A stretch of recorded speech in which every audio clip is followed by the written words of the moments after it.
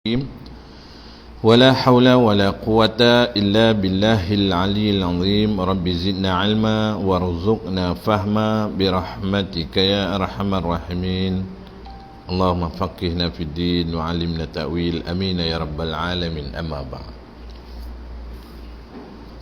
Silakan yang saya muliakan Tuan Imam, Tuan Pengerusi Surau An-Nusrah yang ada Tuan Haji Idris, tuan-tuan guru, para asatidzah, seterusnya tuan-tuan, puan-puan, ibu-ibu, ayah-ayah, abang-abang, kakak-kakak, adik-adik yang dirahmati Allah Subhanahu wa taala. Alhamdulillah, kita merafa'kan setinggi-tinggi kesyukuran kehadrat Allah Subhanahu wa taala kerana masih lagi kita menikmati kurniaan Allah Subhanahu wa taala di atas muka bumi ini dengan umur yang masih ada, dapat kita bernafas, melangsungkan kehidupan kita untuk yang kesekian harinya, dan direzekikan kita melakukan ketaatan, iaitu ibadah pada Allah Subhanahu wa taala. Yang kita berhimpun di surau mulia ini, solat maghrib sama-sama, kemudian kita berzikir, berwirid, berdoa, kemudian dibacakan hadis Nabi sallallahu alaihi wasallam, kemudian sementara menunggu di antara waktu maghrib hingga ke isyak ini, kita isi dengan majlis ilmu, kita membaca kitab 40 hadis penawar hati. Mudah-mudahan apa yang kita lakukan ini dapat kita jadikan bekalan kebaikan untuk diri kita selepas kematian nanti. Amin ya rabbal alamin. Jadi tuan-tuan puan dirahmati Allah Subhanahu wa taala, malam ni kita teruskan pembacaan kitab kita ini pada hadis yang ke berapa Tuan Imam? 23.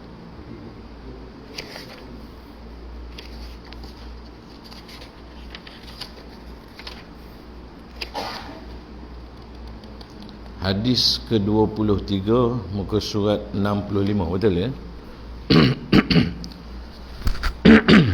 Baik, yang ada kitab boleh rujuk ke muka surat 65, hadis yang ke-23. Tajuk ni ada dua hadis kita tengok di situ. Tajuk dia, kenapa neraka yang dipilih? Kepada siapakah persoalan ini? Kepada kita, ya.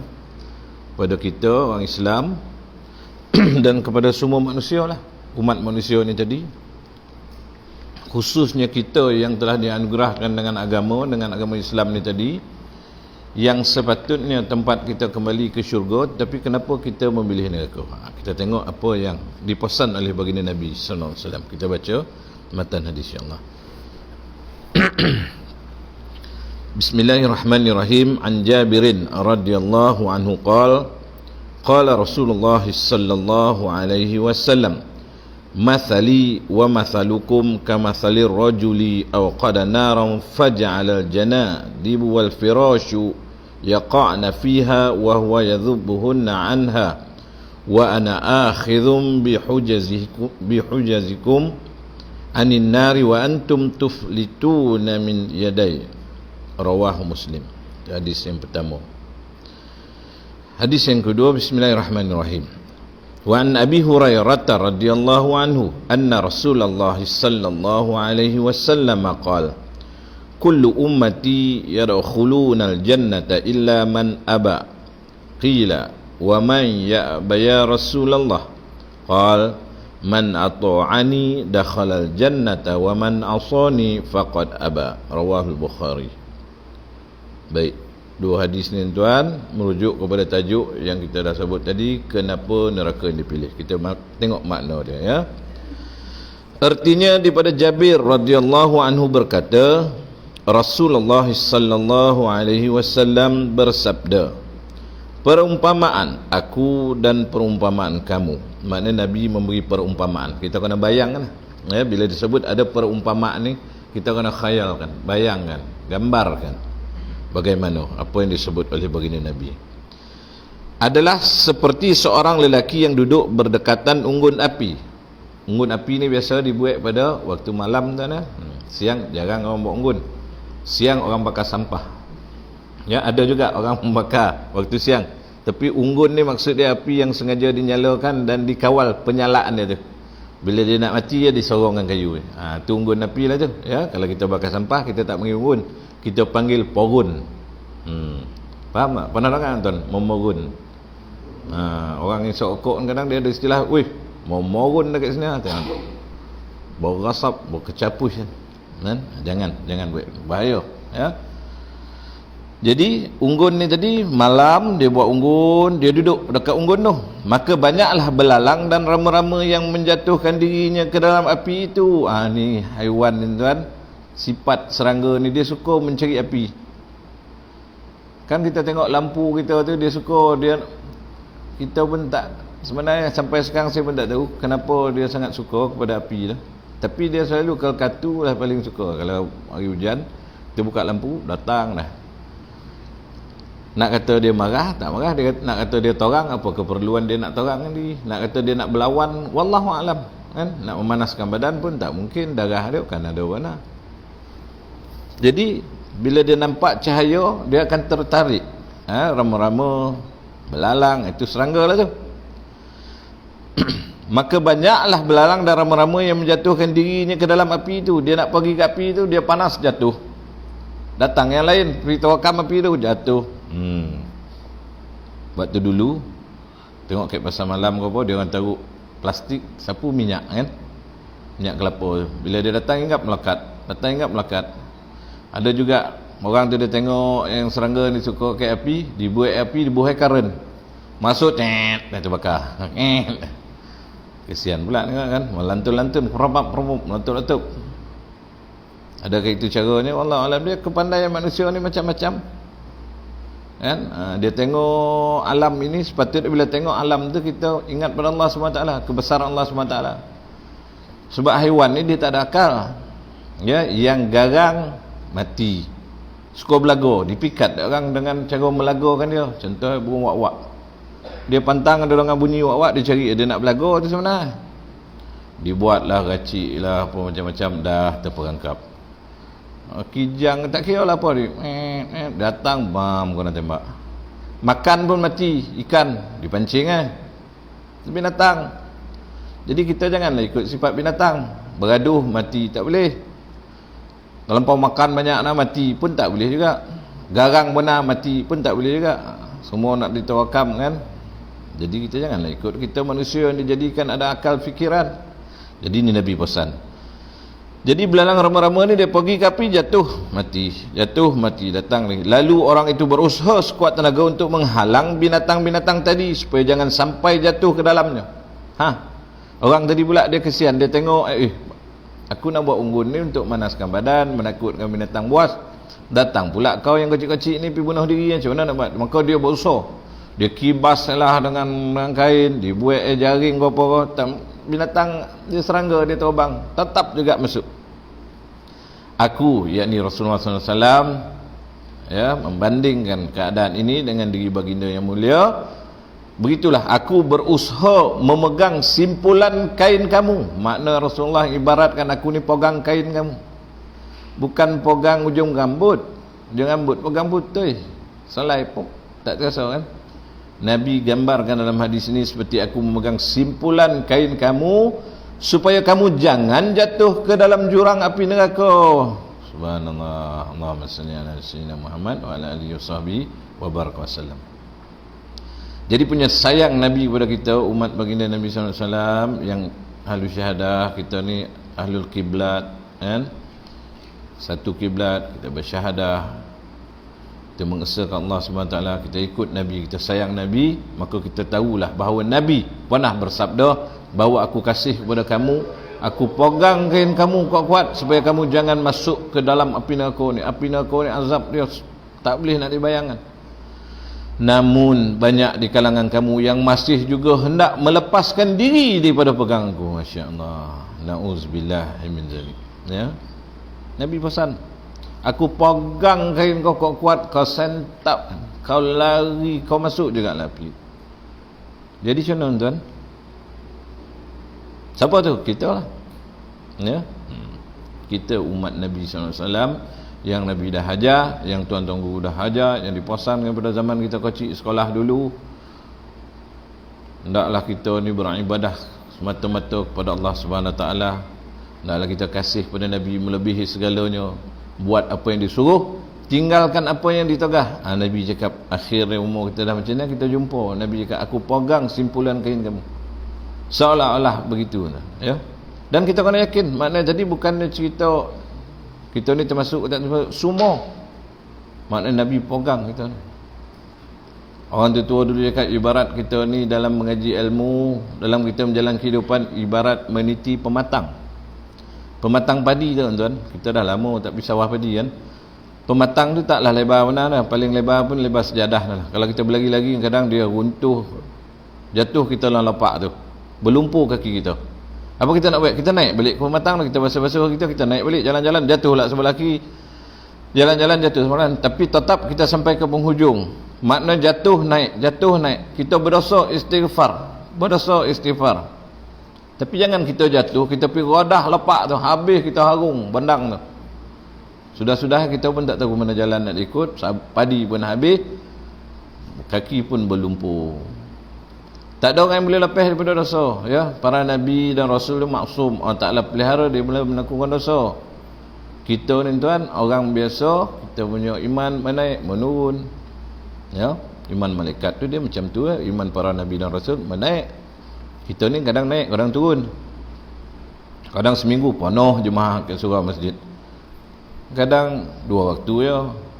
Kadang subuh setengah jam sebelum tu kita bangun. Kadang dah 20 minit baru kita bangkah lepas subuh. Macam tu keadaan. Kadang kita mengaji sebulan boleh habis satu Quran, kadang 5 juzuk lepas kan. Kita ingat balik dulu aku boleh khatam sebulan sekali, ni setahun sekali dah payah pula. Mana muhasabah, kita pertingkatkan amalan, ya.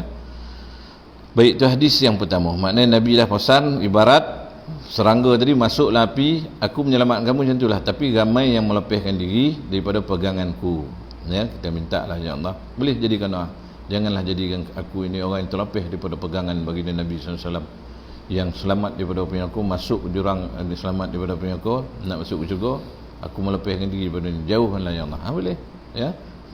Dan dalam hadis yang lain riwayat daripada Abu Hurairah radhiyallahu anhu, Rasulullah SAW bersabda, semua umatku akan masuk ke dalam syurga.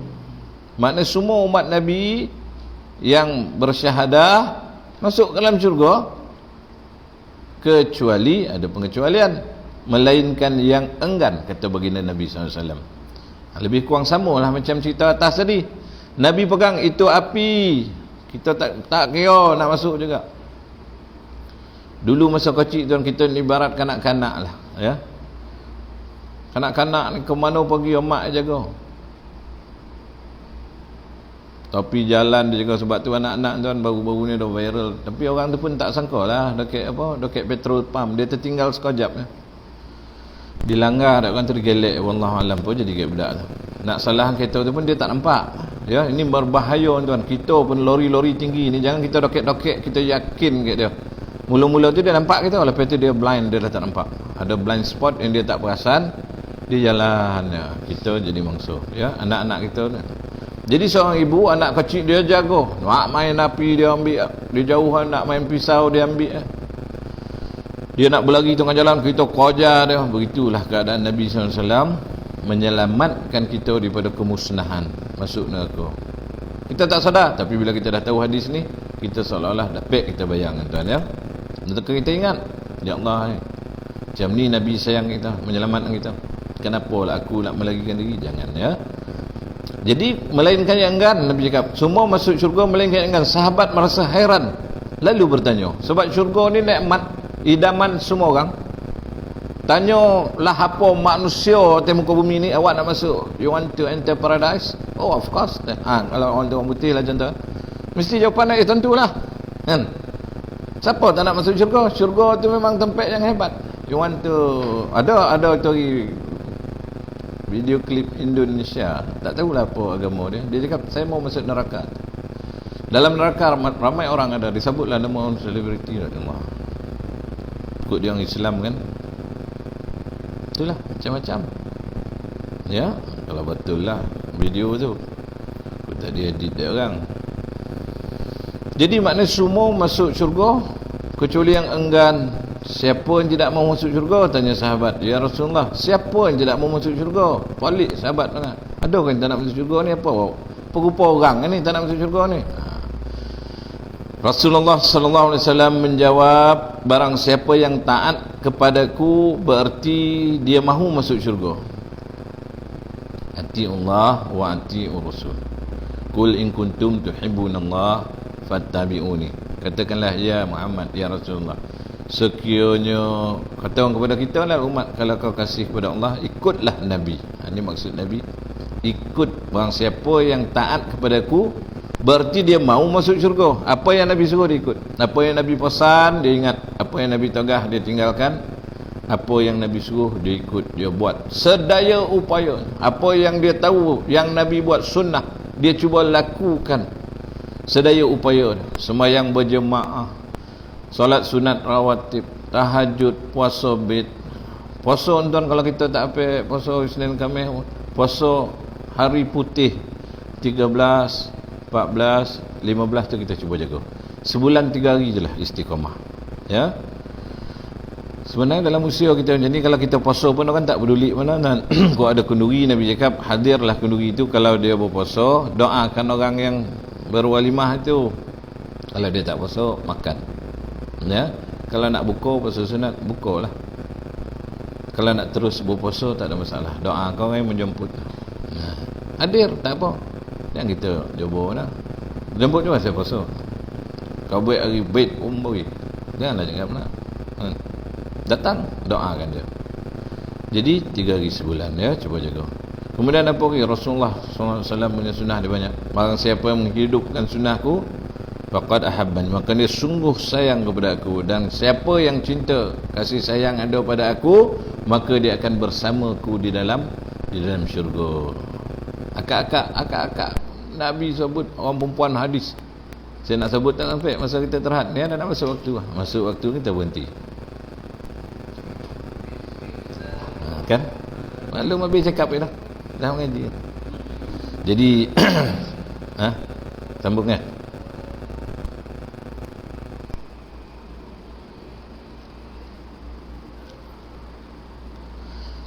Nah, ibu-ibu, akak-akak semua ya, orang perempuan dah hebat. Orang perempuan masuk syurga. Banyak kisah orang perempuan masuk syurga. Ya. Sahabat yang melindungi Nabi ketika perang Uhud, nama saya dah lupa. Rasulullah pandang kanan dia, kiri depan dia, belakang dia. Nabi cakap dia akan menjadi jiranku dalam syurga.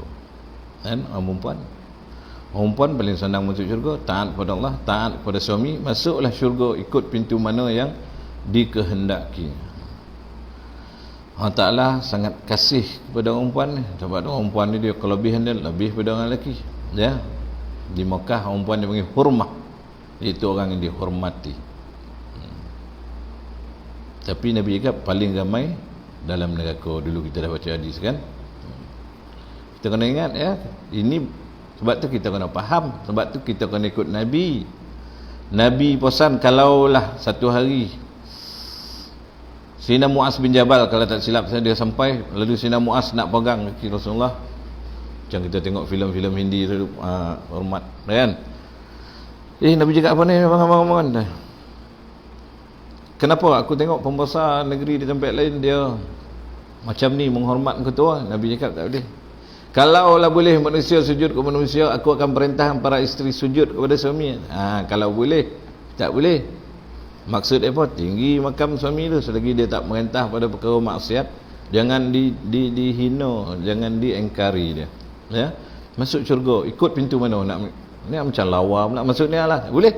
Ni pun lawa juga. Boleh. Boleh. Lesen dia besar. Malaikat tengok apa? Oh, dia ni, ini Sri Kandi. Bagi. Jangan dihebohkan dia ni. Kalau orang puasa, dia ada pintu Ar-Rayyan masuk. Orang sedekah ni. Tapi orang perempuan yang taat kepada Allah dan kepada suami dia, dia pilih ya. Mana nak masuk dia? Dia boleh buat pilihan. Ya, amen. Ya. Jadi barang siapa yang taat kepada Nabi, maksud juga barang siapa menyalahi ajaranku, maka itulah orang yang tidak mahu masuk syurga. Kalau tak mahu masuk syurga, ke mana pergi ya? Masuk neraka. Maka datang ulama yang syurga tidak, neraka pun tidak. Sebenarnya al-a'raf, ya, di antara syurga dan neraka.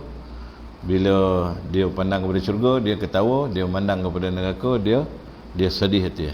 Antara orang yang dia kurang sehat pemikiran dia kan. Kemudian ada juga persoalan anak-anak orang kafir yang tak balik lagi, mana aku duduk kan, ya. Saya pernah jumpa ada yang orang anak-anak orang kafir yang belum balik meninggal dunia, dia akan menjadi pelayan kepada orang Islam di dalam syurga. Wallahu a'lam, kan. Baik, kita baca sikit lagi keterangan. Umat Islam adalah umat yang dirahmati oleh Allah Subhanahu Wa Taala, dan Nabi Muhammad SAW adalah bergelar Nabiur Rahmah. Jadi kita orang Islam ni adalah umat yang dirahmati. Kuntum khaira ummatin ukhrijat linnas ta'muruna bil ma'ruf wa tanhauna 'anil munkar wa tu'minuna billah. Umat Nabi ni, kita ni adalah sebaik-baik umat yang dikeluarkan di kalangan manusia, menyeru kepada kebaikan, mencegah daripada kemungkaran, dan beriman kepada Allah Subhanahu Wa Taala. Jadi kita ni umat Nabi, yang Nabi ni digelar Nabiur Rahmah, iaitu Nabi yang membawa rahmat bagi sekalian alam. Habis kalau Nabi tak ada rahmat. Tak ada rahmat berdasarkan ayat wa ma arsalnaka illa rahmatan lil alamin. Aku tidak utuskan ya Muhammad melainkan rahmat. Rahmat itu apa? Kasih sayang Allah Subhanahu Wa Taala ke atas alam ini. Berapa kasih sayang Allah Subhanahu Wa Taala? 100. Berapa yang diturun kepada alam ini? 1 sahaja. Lagi 99% akhirat nanti. Maka Nabi cakap, dengan 1% itulah seekor ibu kuda tidak memijak anaknya walaupun ia tangkas berlari. Kuda ni tuan, dia sifat dia berlari ya, born to run. Dia berlari ya. Kaki dia keras, tapi dia beranak kecil, tak dipijak anak dah. Kerana apa? Kerana kasih sayang. Rimau pun tak dibaham anak dah. Dia bolo anak, sampai besar, sampai jadi rimau pula. Yalah, sebelum tu anak rimau kan. Kan ada cerita kat sekolah, budak tu dia cikgu tanya, semua dia jawab. Semua dia dapat jawab. Jadi cikgu jawab, apa binatang pada G? Gajah, cikgu kata. Anak gajah kata. Marahlah cikgu. Cikgu halau dia keluar. Pergi dia duduk luar. Apa binatang pada J kata. Cikgu dia tanya budak dalam kelas tu. Dia jawab pakai suara bahasa sekolah, jangan-jangan gajah kata. Dia tetap nak gajah juga. Kan? Itu ceritalah. Artinya Nabi yang bawa rahmat bagi sekalian alam. Sebelum Nabi SAW diutus ke dunia ini, seluruh alam adalah hidup dalam suasana jahiliah. Jahiliah ni bodoh lah ya. Jahil, tak tahu. Yang tidak mengenali nilai dalam kehidupan. Dia main sahabat ya. Sebab tu kita pernah dengar, kalau orang Islam yang hidup semua dilanggar semayang tidak apa tidak. Orang cakap dia tu macam tak ada agama. Maknanya orang ada agama, walaupun agama tu salah, bukan Islam, paling kurang ada ya, dia punya tatar tertib sikit sebanyak. Ini semua dilanggar. Itulah dia orang jahiliah. Memang dia tak ada agama. Ya. Ketika itu manusia telah kehilangan pegang hidup, tak ada pegang hidup. Yang semua apa yang ni semua dibuat. Yang kuat menindas yang lemah, yang kaya memeras yang miskin. Masyarakat sudah banyak kehilangan nilai insaniah, iaitu peri kemanusiaan, dan lebih buruk daripada itu ialah manusia sudah tidak mengenali Tuhan yang menciptakan mereka. Sekarang ni ada tak ramai lah orang yang kufur, orang yang kafir kan? Dia tak peduli. Yang Islam kufur ada, kufur nikmat pula. Kufur nikmat ni macam mana tuan? Senang ya. Dia sehat tak nak semayang, kufur nikmat. Dia makan ku semangat, vitamin, duit dia banyak, dia beli 1,500 vitamin sebulan, seronggam kira-kira. Badan dia sehat, dia kayu biskal, belum kayu dah berjalan biskal, punya kuat dia. Turun bukit, tak payah kayu, naik berjalan, punya kuat dia. Dia mengayuh sampai ke tempat kapal terbang tu, KLIA. Kan? Jadi orang naik terbang tengok berderet kuat, tapi semayang tak nak. Nampak masjid tak nampak. Pasal seluar dia dah kotat mana, tak ada bawa lah kain. Kayu basikal ni pun satu hal juga, jangan pakai kotat. Ramai yang terlengah pokok, yang masuk-masuk longkang tu semua tak pakai kotat punya hal, jangan ya. Babang kakak yang kayu basikal pakailah, tak payahlah pakai jubah macam ni buat tersangkut payah juga. Tapi janganlah dah lah kotat warna pink berkilat. Atuk tu baru 2 hari kayu basikal dah cakap tu atuk mata tak terang apa, dak terlampau terang mata atuk tengah pokok ni tu. Tak boleh berdosa. Tudung pakai, baju ketat. Aduh, hai. Ni payah ni. Dia tak ada istilah tuan, dia tu nampak dia tu walaupun tak pakai tudung, pakai seluar pendek, hati dia baik, tak betul. Dia tu pula dia tu nama habis surau, suka menguncah orang tu, jiran ni semua marah dengan dia. Tak betul. Jadi siapa yang paling betul? Dua-dua pun tak betul. Yang betul apa? Semayang, rajin pergi surau, hati baik, tutup aurat sempurna. Itulah. Jangan kita keliru. Dia tu walaupun macam tu, dia tak kacau orang dah. Duduk wajah jambatan di saat dadah, memang tak kacau orang. Kan? Malam ketuk pintu, gung takut orang. Bukan anulah, kita tak menuduh kan. Tu kerja, tak tahulah. Akhir-akhir zaman ni macam-macam hal.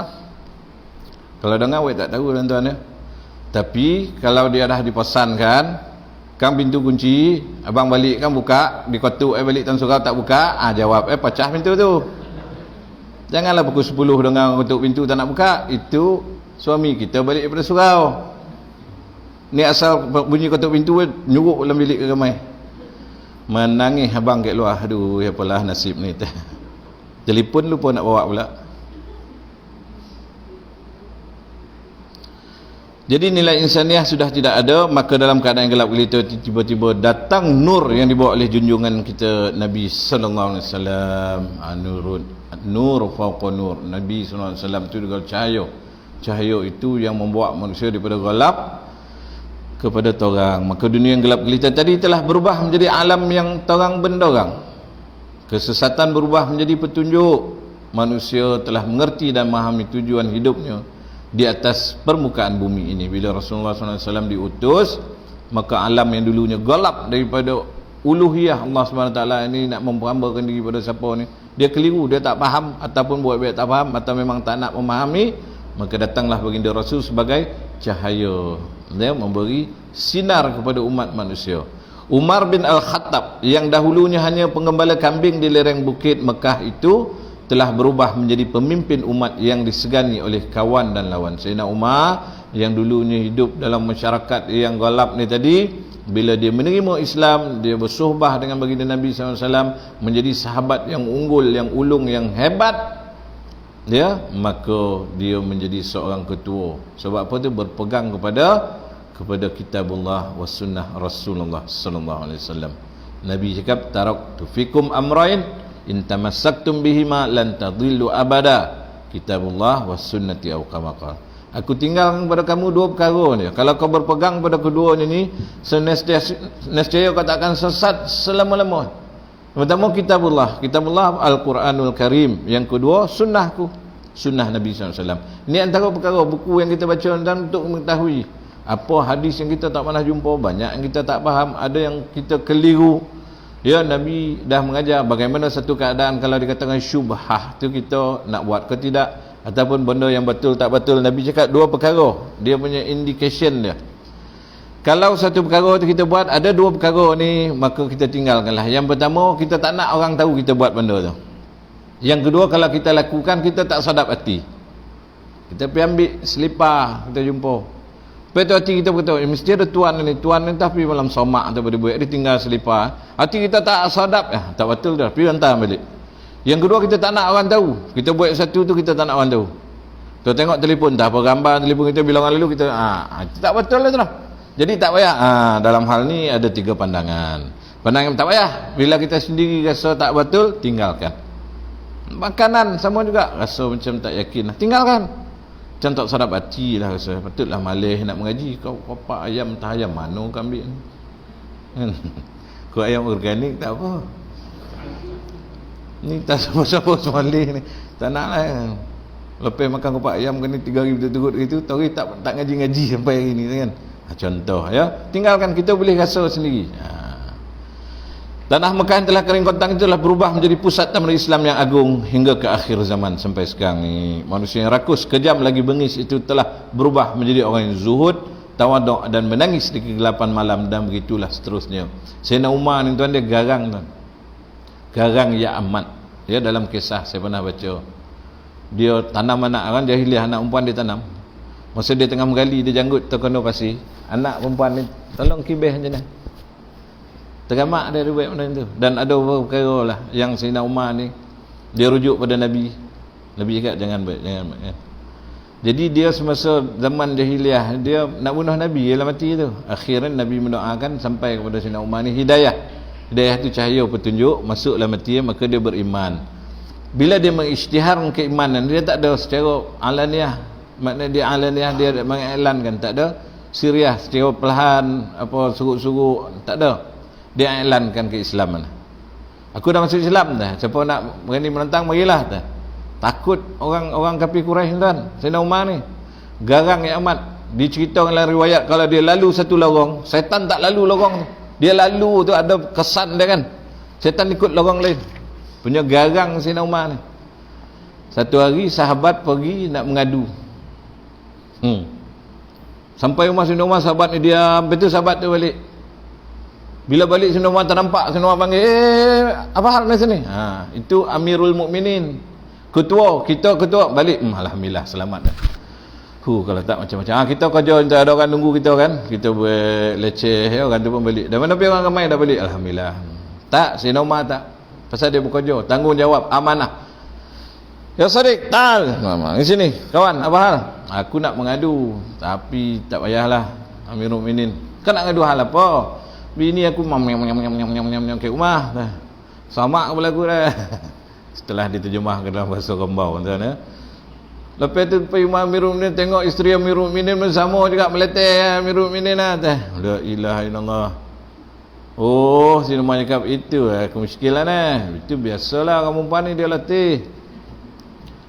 Amirul Mukminin garang ya amat dan tapi orang rumah yang boleh bebel, tapi akak jangan bebel abang lepas ni ya. Lesen ni Sayyidina Umar ni garang tak. Jadi dia kadang dia latih baju bersepah ni betul lah. Tapi masalah satu orang buat hal, satu rumah kono, ini yang payah ni. Saya ke anak-anak sebab kau jangan buat hal. Bukan kau yang kono dah, habis dia punya rancangan musnah nanti. Ayah kan fail kan. Kau jangan buat hal. Kan? Kalau kau pecah cawan tu, kau sapu cepet-cepet bungkus fumanan ke luar tu, jangan sampai ibu jumpa. Ya, perempuan dia kalau dia dah bad mood, kita dah ngatan jauh, jangan masuk rumah tu. Kita hanya seorang kita. La Allah, kita pun kena. Padahal kita boleh balik.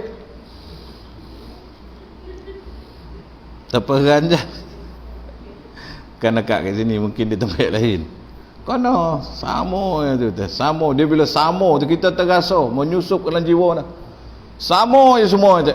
Kita tengah mengaji, kita dah buat-buat mengaji dah takut kan.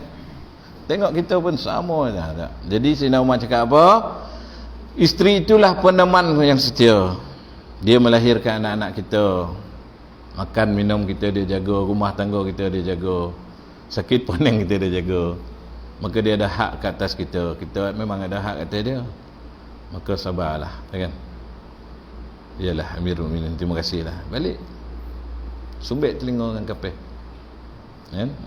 Tapi tak. Orang zaman sekarang dia tak berbebel lah. Dia buat diam ada. Tapi diam tu lagi bahaya. Lagi tak bercakap ontok ya. Sebenarnya biar dia bercakap, menunjukkan dia sehat. Bila dia bercakap dia sehat dah. Dia bercakap tangan berjalan, gudung pinggan tak tahu nak basuh sambil dia basuh pinggan tu. Tapi kok dia diam tu, kita risau. Pula kono diam ibu kan. Buat pergi jalan, baru dia keluar alik suara. Dia macam burung lap sangka kan. Orang mula cakap tu diam, tak nak bunyi. Bila dia dah mula berbunyi kuku, tu maknanya dia sesuai lah tu. Dia kalau dah mau dia bunyi tu ada can dah dapat makan lagi tu. Kau tak ganti kan tuan, makan luar nampak. apa namanya, food panda kan. Namun kita baca habisan perenggan akhir. Namun jiwa-jiwa yang sakit tetap tidak dapat menerima rahmat ini, dan hati yang telah dibalut oleh selaput 3 ta. Ni yang dihuraikan oleh penyusun ni lah Syekh Ahmad Fahmi Zamzam ni ya. Iaitu cinta kepada harta, tahta dan cinta wanita telah menjadi kebal. Bahkan panggilan kebenaran dianggap sebagai loceng, tanda berakhirnya kekuasaan hawa nafsu dan syahwat.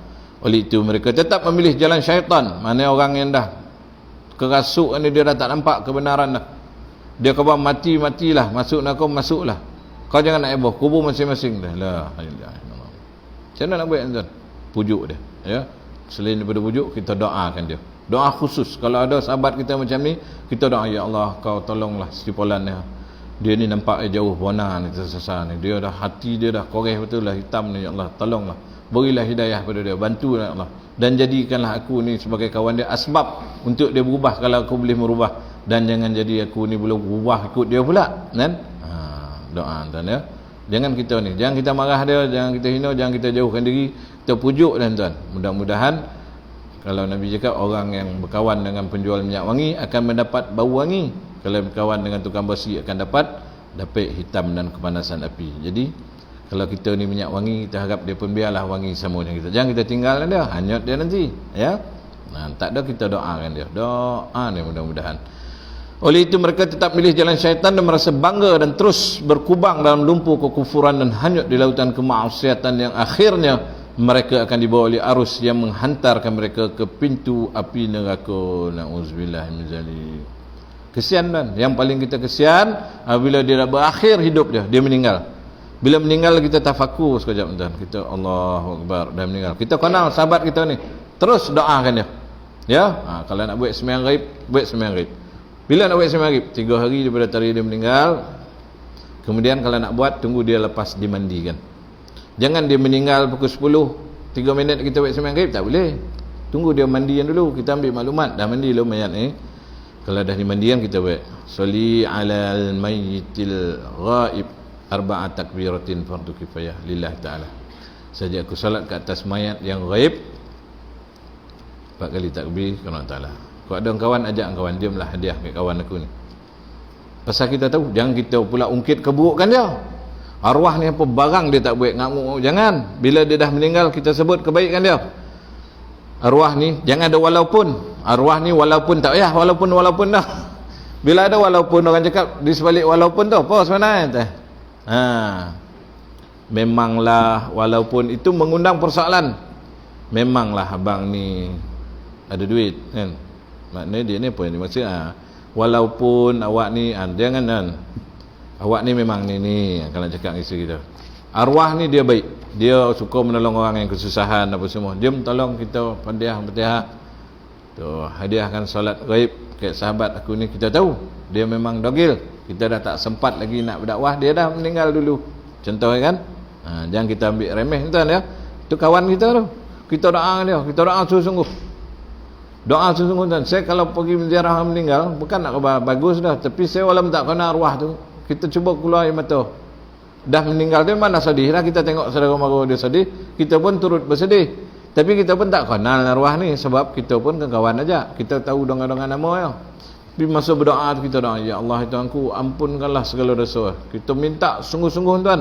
Mudah-mudahan dengan doa kita yang sungguh-sungguh tu selamat dia, dapat dia syafaat. Dan kita kalau tak ada urusan, kita tunggu hadiahkan solat jenazah. Sekurang-kurang 40 orang ya. Saya pernah cakap, kalau meninggal sekurang-kurang 40 orang atau 100 orang, ada syafaat daripada orang yang menyolatkan itu, ada syafaat. Kat mana saya baca, bukan di sini ke? 4 orang jiran yang mengatakan dia baik, dapat syafaat dia. 4 orang jiran dia cakap, dia ni memang baik, arwah ni memang rajin dulu sedekah, dia selalu buat jamuan kalau Ustaz Zul datang. Contoh ya. Yalah, mana tuan lepas ni rajin kan, biryani macam-macam, rajinlah kita nak tu. Seminggu 2 kali ke 3 kali. Tak boleh jadual dah benar. Contoh, ramai ustaz-ustaz ni insya-Allah mana saya boleh rekomenkan kawan. Panggil ya majlis ilmu, mudah-mudahan kita dapat berkah. Sebab kita ni nak belajar sendiri apa semua, kadang al-maklum kesempatan tak ada apa semua dan sebagainya, maka ada kesempatan yang begini di surau, datanglah. Ajak kawan, jangan kita kebang kau ni dah bertahun surau siap, jangan. Jangan kita hina orang, sebab kita pun hina di sisi Allah Subhanahu Wa Taala. Macam mana lah kita boleh kata kita mulia? Jadi kita jangan hina orang sesiapa. Kita cakap jomlah pergi. Bertambah lagi orang macam awak ni, wali-wali ni lagi elok kalau datang surau. Kita up dia sikit, baru dia suka. Tapi kita cakap macam orang berdosa macam awak ni, memang can masuk neraka tu besar, eloklah pergi surau kan. Kita orang ni semua dah senarai ahli syurga dah. Jangan sedih hati marah dah. Langsung dia tak jadi nak datang. Ya, cakap sebenarnya kita perlukan wali-wali macam awak ni. Orang yang hebat macam awak ni, muka handsome, ibadah pun banyak. Kalau datang ke surau tu makin bercahaya surau tu. Ya ke tu? Iya, tak je cuba datang malam gang. Datang ni makin ramai. Bila dia datang jangan cakap, "Weh, ingat aku tak nampak jalan pakai waste ke tadi?" Jangan disentuh. Itu isu-isu sensitif. Wah, malam ni tahu ada ni apa roti jala datang jangan. Mana dia? Dia baru nak datang, mana dia tahu? Dia pun belum masuk dalam grup. Dia baru kena remove. Kan pasal tak berjawab apa pun, thumb up pun tak ada apa, tapi kena remove dia admin. Admin pun lain macam pula garang kan. Jangan ya, kita raikan semua orang, kita muliakan semua orang, sebab semua orang ni Nabi cakap, Nabi pegang dia daripada masuk ke neraka. Dalam keadaan kita melakukan ibadah yang kita rasa kita okey, sebenarnya banyak juga yang tercicir. Poket kita ni kadang-kadang terkoyak, kita pun tak sadar kan.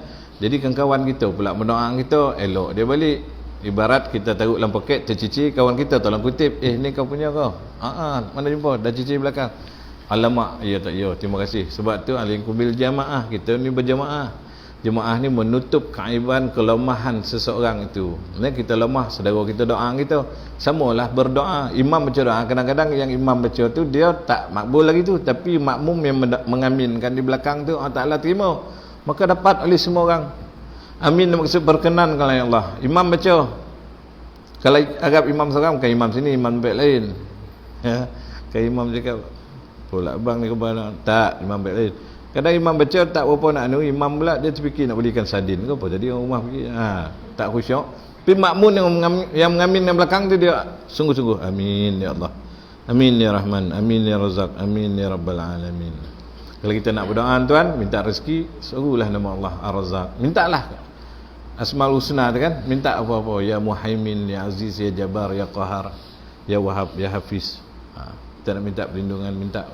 Sebab tu kita fahamlah sikit sebanyak ya, kena dengan Asmaul Husna tu maksudnya. Wallahu alam. Dah terlebih masa tuan, minta maaf ya. Cukuplah sekadar itu dulu perkongsian kita pada malam ini. Dan buku kita baca 40 hadis penawar hati, mudah-mudahan kita amalkan ya. Kita tahu, kita amalkan, tahu banyak, cuba boleh amalkan banyak, tahu sikit, amalkan sedikit, dapat kita istiqamah dalam beramal. Dan kita jangan lupa doa ke orang lain juga, sebab orang yang mendoakan saudara yang tanpa pengetahuan itu sungguh dia fadilat dia sangat besar, dan malaikat mendoakan dia sebagaimana yang dia doakan saudaranya. Adakah apa-apa yang nak ditambah, diperbetulkan, atau yang kurang jelas? Kalau boleh saya jawab, tak ada kita tangguh pada waktu lain. Okey kan, alhamdulillah. Jadi itulah tuan ya, majlis ilmu dia macam tu, lebih kurang sikit. Dia tak ada beza kan. Dia mengingat sampai yang mana-mana mustahak, sampai kita nak mati so kita ingat Allah. Tu paling mustahak. Jangan nak mati so kita keliru. Mana ni? Ni yang jadi berbahaya. Sebab tu dalam hidup ni, landasan yang lurus. Jangan kita pelbagai-bagai, jangan kita banyak berbahas, berdakwah-dakwi, menunjukkan kepakaran kita, kepahaman kita. Kita nak cakap ini SOP ni tak betul ni, jangan. Sebab itu semua ahli-ahli dah ambil alih tugas. Kita ni bukan ahli, kita ikut je. Kita ikut. Jangan banyak soal, jangan banyak apa. Ni hadis ni mana ambil ni. Kalau kita kurang yakin, pergilah cek, ambil buku ni, rujuk. Contoh, ya. Ya kita tahu, kita amalkan. Minta Allah Taala tolong. Nabi cakap, ya Muaz, Sayyidina Muaz bin Jabal, Nabi pegang tangan Sayyidina Muaz. Uhibbuk, aku cinta kepada engkau ya Muaz. Setiap kali selepas solat, dulu saya selalu ulangan, ini saya ingat balik. Jangan kau lupa baca doa ni, Allahumma a'inni ala zikrika wa syukrika wa husni ibadatik. Ya Allah, bantulah aku dalam mengingatimu, mensyukuri akan nikmat-nikmatmu, dan dalam melakukan amal ibadah yang terbaik. Mana kita minta tolong Ya, kadang kita nak duha, lepas tu teringatlah baju belum jemur baju, nampak pula pasu pecah, pergi ambil pasu, lepas tu nak alih pula, ambil lah tanah, nganguk dah kotor baju, sudah pukul 1. Dah terbubuh duha, buka Quran, WhatsApp pula berbunyi, jawab 1, masuk 3, ambil 5, 6, 7. Facebook semalam 100 komen, tak jawab, kawan cakap sombong, tapi upload gambar. Pergi jawab, habis asal. Mengaji pun tinggal minta pertolongan. Begitu juga maksiat, kita ni tak mampu meninggalkan maksiat lalu lalang dekat depan, baru nak ngayuh basikal, nak kuat jantung. Ada pula termasuk grup perempuan, apa pula punca masuk grup perempuan, sebab kawan cakap kau baru nak mula kau masuk grup perempuan dokek main sini ya teh. Grup lelaki ni main jauh-jauh teh. La ilaha illallah. Habis serang perempuan, kau serang jelah. Kau layak standard join grup perempuan dah. Sini ah. 10 kili kayu sekarang. Duduk depan tak tahu jalan, duduk belakang masa ujian. Berhenti kayu basikal. Contoh ya. Saya terpaksa ulang sebab banyak mana basikal lalu lalang. Depan kanan kuda tu. Cina-cina ni litu ada Langkawi ke apa ni kan. Jadi kita beribadah kono ya allazina amanu khulu fis silmi, masuk dalam agama tu kono keseluruhan. Jangan kayak surau agama bila bersukan dah hilang agama. Tak boleh. Kotat berdosa. Haram. Kesian datuk tu, lam longkang, lam samak, lam payo, telangga pokok. Nak mata alhamdulillah. Nak kata berzikir pun tidak, pakai cermin mata hitam, golap mana pula nanti. Kata ayungan, alhamdulillah. Kayu sekarang? Tak. Bolehlah kita buat nanti grup surau kan. Surau ada Kebas nama. Kelab basikal surau. Kebas. Tapi orang rumah tengok grup lain macam grup ni tu. Lebih kurang 9 lebih bubar. Wallahu alam. Dan pun minta maaf yang baik pada Allah SWT. Yang salah dan silap daripada kelemahan dari sini saya minta ampun kepada Allah dan minta maaf pada tuan ya. Kita tutup dengan doa. Auzubillahi minasyaitonirrajim. Bismillahirrahmanirrahim. Alhamdulillahirabbil alamin wa bihi nasta'in wassalatu wassalamu ala rasulil amin wa ala alihi wa sahbihi rasulillahi ajmain. Allahumma rabbana ighfir lana dhunubana wa liwalidayna warhamhuma kama rabbayana shighara wa li jami'il muslimina wal muslimat sa'al mu'minin wal mu'minat sa'al ahya' minhum wal amwat bi rahmatika ya arhamar rahimin. Allahumma la mani'a lima a'taita wa la mu'tiya lima mana'ta wa la radda lima qadaita wa la yanfa'u dzal minkal jada. Allahumma a'inna ala dzikrika wa syukrika wa husni ibadatik. Rabbana atina min ladunka rahmatan wa hayyi' lana min amrina rasyada. Rabbana atina fid dunya hasanah wa fil akhirati hasanah wa qina adzabannar wa qina adzabannar wa qina adzabannar. Wa sallallahu ala sayyidina wa maulana Muhammadin nabiyil ummi wa ala alihi wa sahbihi wa baraka wasallam. Subhana rabbika rabbil izzati amma yasifun. Salamun alal mursalin walhamdulillahi rabbil alamin. Taqabbalallahu minkum. Assalamualaikum warahmatullahi wabarakatuh.